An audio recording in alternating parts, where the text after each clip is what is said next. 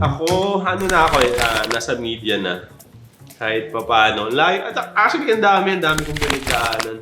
Kasi from sa mall, na-move ako sa marketing agency, tapos na-move ako sa fitness industry, tapos ngayon media naman.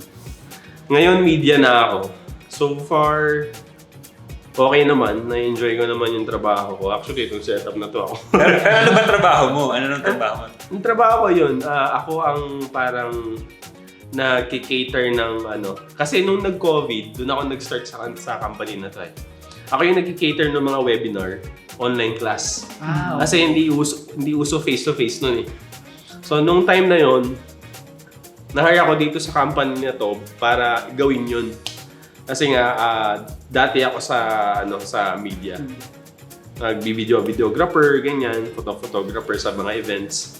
Tapos, client ko talaga to, yung company pinapasukan ko ngayon.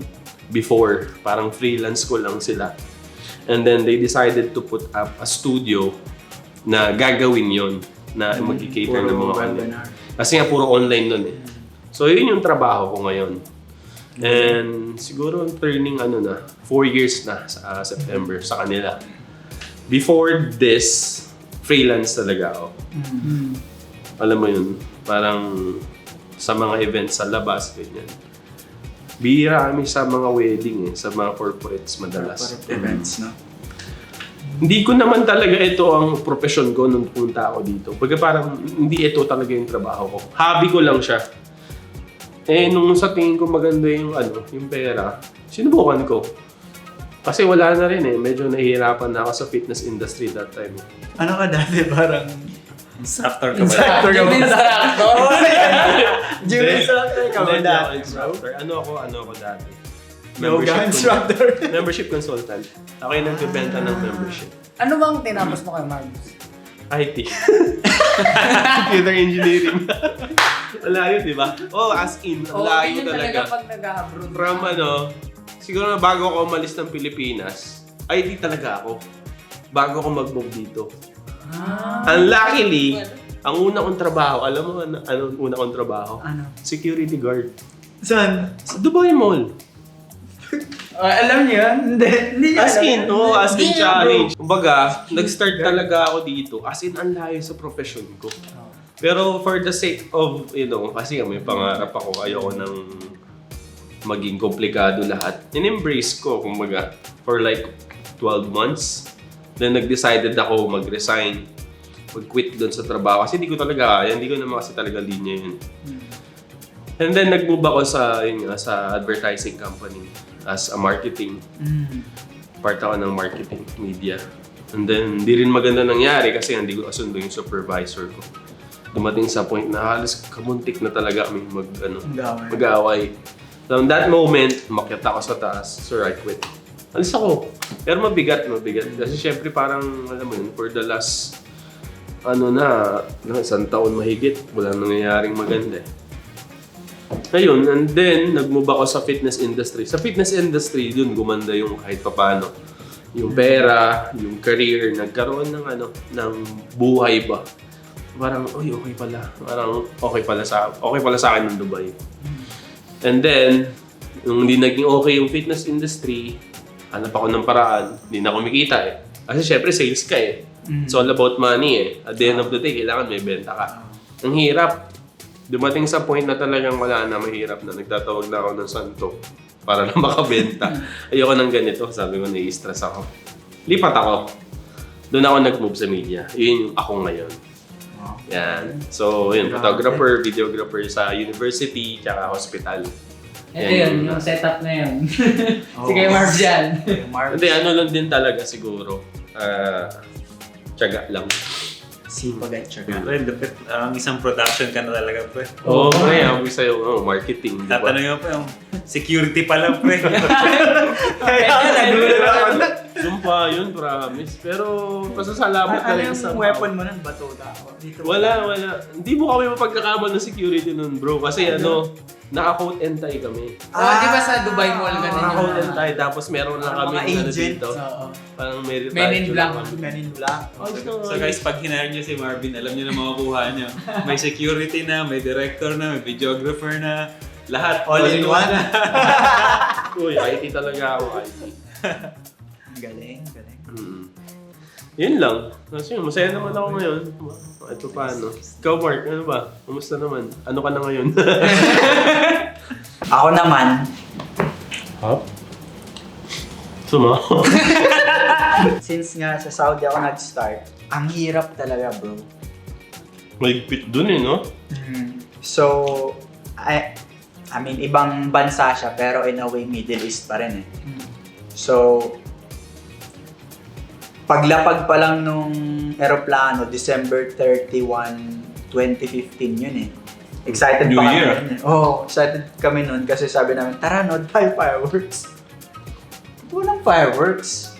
Siguro delay lang or something. Yung pala, wala talagang fireworks. Tapos, 1 month bro, as in, parang sobrang emo ko nun ng 1 month eh. Sabi ko, uwi na ako, hindi ko kaya to. As in 1 month, tas yung magsha-shower ka, parang maiiyak ka na lang. Yun ang breakdown. Oo, maiiyak ka na lang. Nag-calling kami. Sabi ko, uwi na ako. Ganun bro. Pero parang tiniis ko 3 years. After nun, sabi ko, ayoko na. So nagkaroon ulit ako ng opportunity sa Qatar, pero same field pa rin, software development. Kaya lang pagdating sa Qatar, 2 years. Actually andun yung ex ko eh. So okay naman, kaso hindi ko rin nakasundo yung boss ko dun. As in, malapit na rin kami mag-away. So 2 years ako dun. Buti na lang tumawag yung boss ko dati sa Saudi na nandito sa Dubai. Sabi niya kailangan namin ng skills mo ganyan-ganyan, software development. So nag-uwa agad ako. So ayun. Nung umalis ako ng Doha, syempre mahirap kasi magiging LDR ulit kayo nung ex mo. Pero matagal na yun, so wala na yun. Yung asawa mo. Lugod ka na. May nanonood. Tagalog naman. Tagalog. So, ayun. Buti na di nagtatagalog. Yun ang akala mo. May Nag-aaral na pala. Bro, may subtitle. Tapos ayan, pagdating ko dito, ayun din, parang mahirap din kasi parang bagong lugar, bagong mga kaibigan, di mo alam gagawin mo. So, back to zero ulit. Ano lang talaga, tiyaga, tas go with the flow. Kunyari, pag feeling mo down ka or hindi mo feel yung araw, punta ka lang ng Dubai Mall. Ano na ako? Mga nagkakita na kayo. Tas, ayun. So far, okay naman. Sa awa ng Diyos. At ano lang talaga, tiyaga lang. So, ayun. Kaya, dito ako. Software developer. Software developer. Actually, ang sakit na nga ng ulo ko, software, kakakode. Baka mag-security ka na. Walang stress doon, bro. Pero ang stress mo doon, yung career growth. Wala. Hanggang doon na lang. Di ba in demand yan eh, no? Software development. Sobra. Ano lang talaga, sobrang... Mga kabatch ko, ganun lang sa Pilipinas. Hindi siguro ako umalis kahit pa paano. Nandun ako sa line. Nawala na ako eh. Simula na umalis ako ng Pilipinas, nawala na ako sa line. Tiyaga lang kasi. Baka nga dahil sa baka nga dahil sa AI. Siguro in the future, trabaho na lahat ng tao. It's either engineer or software developer or IT. Ayan, pwede pala natin maging topic. Pero sa next topic na yun. Actually, di ba may Google na yun, AI. Yung mga Mga teammate ko, sa akin pa rin tatanong eh, Mark, paano to? Kaya naiinis ako, Google mo na lang. Or ChatGPT, di ba yung ChatGPT? Anyway. Ano kasi kami yung parang remote, hindi naman remote, pero yung mga teammates ko nasa iba-ibang lugar. So may mga cultural differences, attitude differences. Time difference Time lang. difference, yan. Hawa kasi ganyan eh. Remote din. So, ayun. Okay naman. Masaya naman ang software engineering. Masaya na masakit sa ulo minsan. Pero ganun talaga. Part of the job. Okay naman.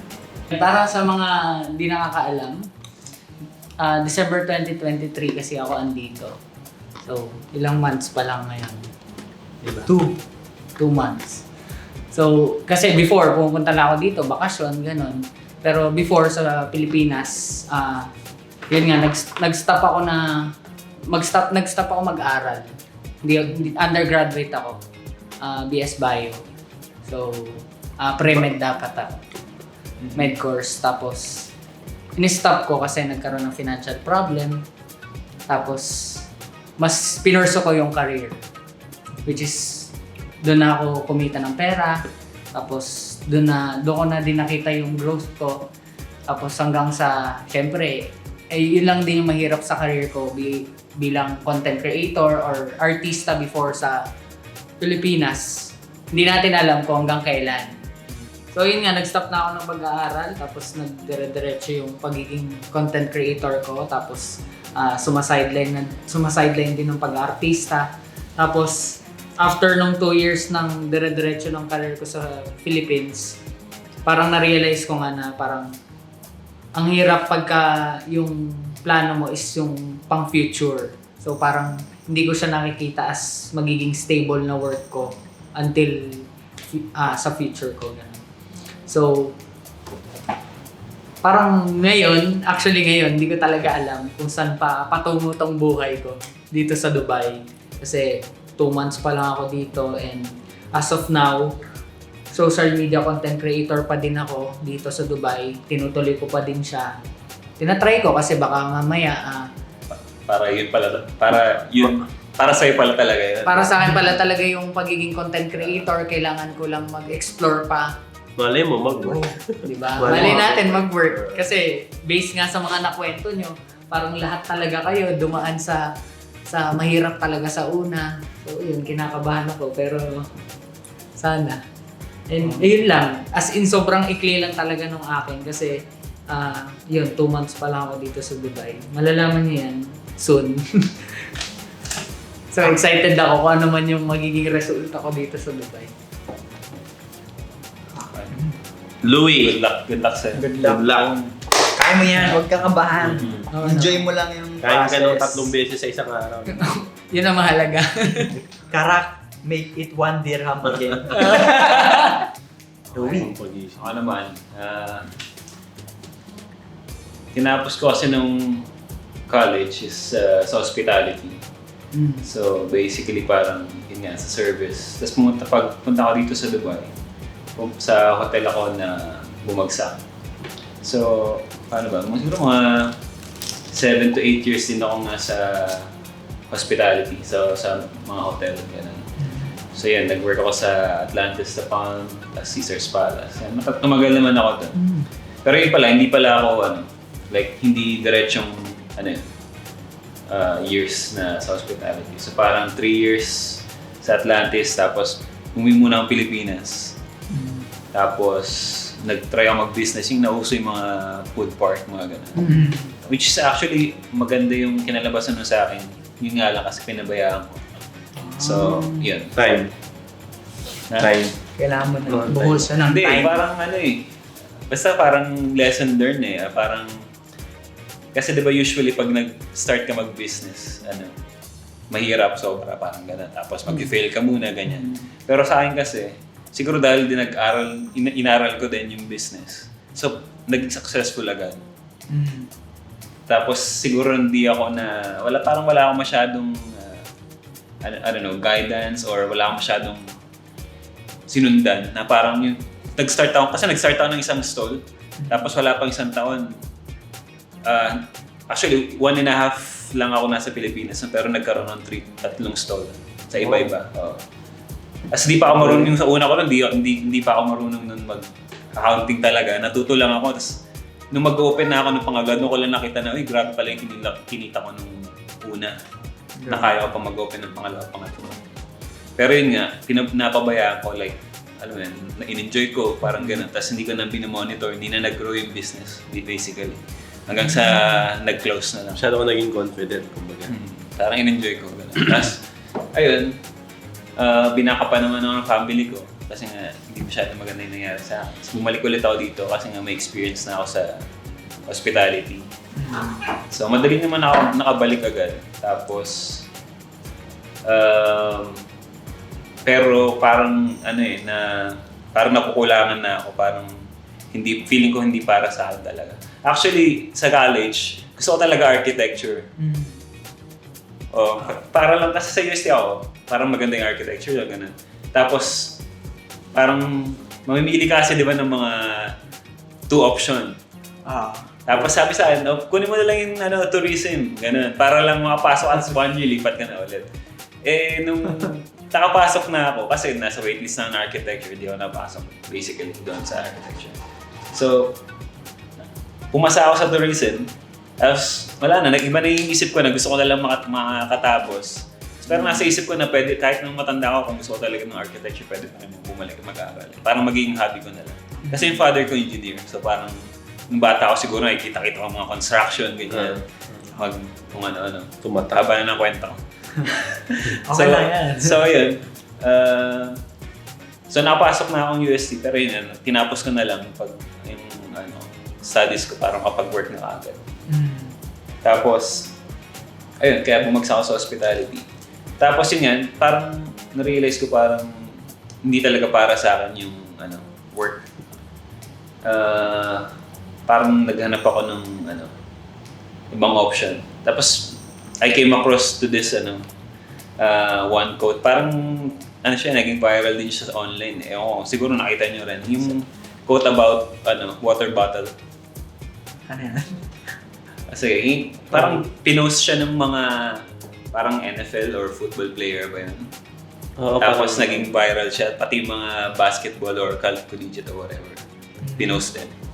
Na parang ganito siya. Ita-translate ko na lang, hindi ko maalala eksakto eh. Pero parang kunyari, isang water bottle, kunyari dito sa local, magkano sa tinda, sa grocery yan? Mga 1 dirham, 2 dirham sabihin natin gano'n, di ba? Same water bottle, pag kumain ka bumili ka sa restaurant, magkano yun? Mga 7 dirham siguro yun. Pero same, di ba? Tapos, kunyari, sa hotel ka naman, same water bottle, magkano yan? Abutin ng mga 25 na yan, 30 pataas, pero same lang. Pag sa aeroplano, abutin ka ng 50 or more. Sa aeroplano. Pero same water bottle. So, yung doon ko na-realize na, sabi sa quote na yun na, if you think na hindi ka belong dun kung nasaan ka man, baka nasa wrong location ka, nasa wrong place ka, parang gano'n. True. Which is parang, yun nga yung nangyari sa akin. So nag-start akong maghanap-hanap na, kasi nga, sa hospitality ako, so more on service siya. So parang gano'n pa rin field na hanap ko, pero ngayon nag-end up ako sa law firm. Kasi parang ngayon medyo nag-innovate na eh. Kasi before, pag sa law firm ka, tatanggap lang sila pag may experience ka na sa law firm. Which is wala ako nun. So parang since nag-develop, nag-innovate na yung mga trabaho ngayon, siguro nag-take sila ng chance na kumuha ng professional sa hospitality, which is parang advantage kasi marunong ako sa service eh. So napasok ko sa law firm na ngayon. So doon na ako. So bale, halos same lang ginagawa ko pero parang less stress. Tapos, mas malaki pa yung sahod. So, parang ganun yung nangyari sa akin na same lang trabaho pero pag napunta ka sa ibang lugar, mas valued ka. True. Totoo nga yan. Makes sense, oo. So, yun nga, yun din yung magiging yung parang siguro magiging advice ko na rin sa mga magtatrabaho or mag-a-abroad na huwag kayo ma-stock up sa isang trabaho.